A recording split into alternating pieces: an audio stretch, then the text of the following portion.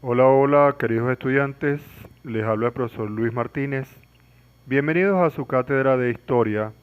Hoy vamos a trabajar con el tema Problemática económica, social, cultural y política confrontada por la Cuarta República en sus inicios. En cuanto a la parte económica, podemos decir que Venezuela era un país arruinado cuando se separó de Colombia, que había sido edificada por Simón Bolívar. No había pasado ni una década de la guerra emancipadora cuando la economía del país presentaba serios problemas y la población estaba diezmada, particularmente la del sector en edad de incorporarse al trabajo productivo. ¿Qué problemas económicos y financieros tuvimos? Cuando en 1830 Venezuela inició su vida republicana, el país estaba agotado a consecuencia de la guerra. La agricultura y la ganadería estaban devastadas, la población había disminuido a causa de la guerra, tanto entre los criollos pertenecientes a la clase social propietaria de la tierra, como entre las clases populares que aportaban la mano de obra para trabajarla. La tarea era difícil porque era necesario reconstruir la producción agrícola y el comercio.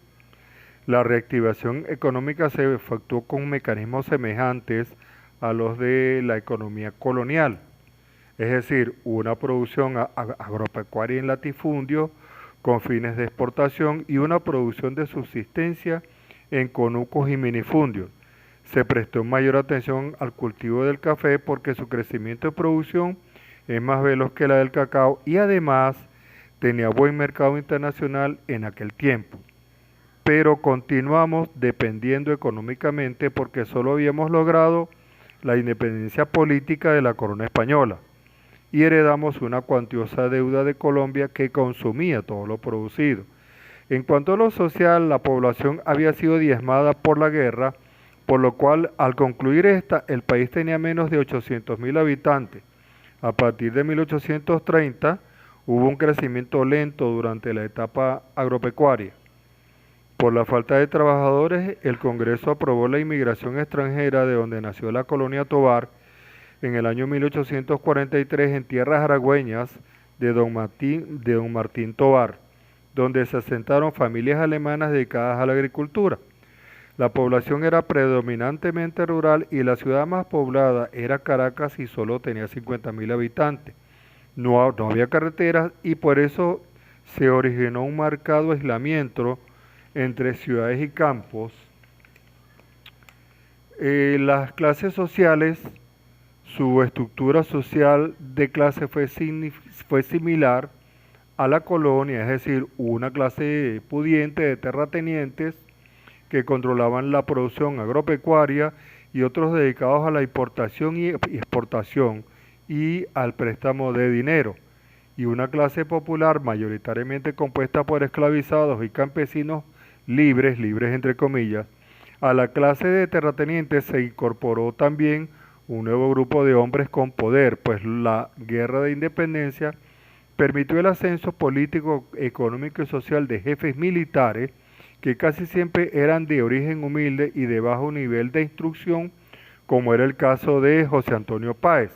Estos jefes no solamente pasaron a ejercer cargos importantes en el gobierno, sino que también se enriquecieron al recibir propiedades por la ley de reparto de haberes militares, prevista para cuando triunfara la independencia. Los campesinos que lucharon en la guerra con los patriotas a partir de 1816 se sintieron engañados porque muchos no recibieron tierras para trabajar como se les había ofrecido y otros que recibieron pequeñas parcelas que tuvieron que vender por sumas irrisorias a los ricos hacendados para calmar temporalmente la miseria en que vivían. En cuanto a la situación cultural en la Venezuela agraria, los campesinos pobres y los esclavizados y sus descendientes, quienes formaban parte de la mayoría de la población, eran analfabetas sin tener posibilidades ni remotas de recibir instrucción formal. A ellos se les debe la conservación y enriquecimiento de la cultura popular transmitida de generación en generación por la tradición oral. Conservó los aportes culturales africanos, indígenas y españoles. En cuanto a la situación política, al inicio de la República hubo jefes militares que consideraban que únicamente ellos tenían derecho a gobernar porque eran ellos quienes habían conducido la guerra de independencia. Por su parte, los civiles adinerados no ocultaban su interés por controlar las funciones públicas.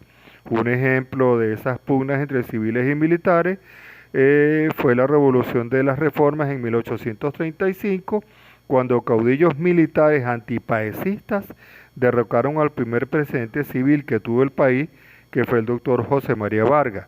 La élite de las grandes ciudades apoyaba el centralismo y los ricos del campo el federalismo, ya que la autonomía regional